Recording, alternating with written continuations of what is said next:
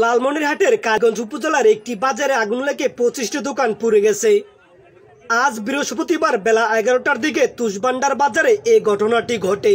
Fire সার্ভিসের 4টি unit 1.5 ঘন্টা প্রচেষ্টা চালিয়ে বেলা 2:30টার দিকে আগুন নিয়ন্ত্রণে আনতে সক্ষম হয়। স্থানীয় সূত্রে জানা গেছে, ওই মার্কেটের একটি ওষুধের দোকানে হঠাৎ আগুন লাগে, পরে তা মুহূর্তের মধ্যে পার্শ্ববর্তী দোকানে ছড়িয়ে পড়ে। খবর পেয়ে স্থানীয়রা সহ কালীগঞ্জ ফায়ার সার্ভিস প্রথমে আগুন নিয়ন্ত্রণে নেওয়ার চেষ্টা করেন, পরে একে একে 4টি ইউনিট এসে 1.5 ঘন্টা চেষ্টা চালায়। এরপর আগুন নিয়ন্ত্রণে আসে। এরই মধ্যে মার্কেটের 25টি দোকান পুড়ে ছাই হয়ে গেছে। খবর পেয়ে ঘটনাস্থল পরিদর্শন করেছেন লালমনিরহাট 2 আসনের সংসদ সদস্য সাবেক সমাজ কল্যাণ মন্ত্রী নুরুজ্জামান আহমেদ, কালীগঞ্জ উপজেলা নির্বাহী কর্মকর্তা জহির ইমাম, কালীগঞ্জ উপজেলা প্রকল্প বাস্তবায়ন কর্মকর্তা ফেরদাউস আহমেদ বলেন, এমপি স্যারের নির্দেশে ক্ষতিগ্রস্তদের ক্ষতির পরিমাণ তালিকা করা হচ্ছে। ক্ষতিগ্রস্তদের পুনর্বাসনে সহায়তা দেওয়া হবে।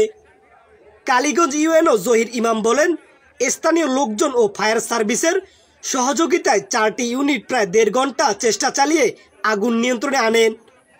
ধারণা করা হচ্ছে শর্ট সার্কিট থেকে এই আগুনের সূত্রপাত, তবে ক্ষয়ক্ষতির পরিমাণ এখনও জানা যায়নি।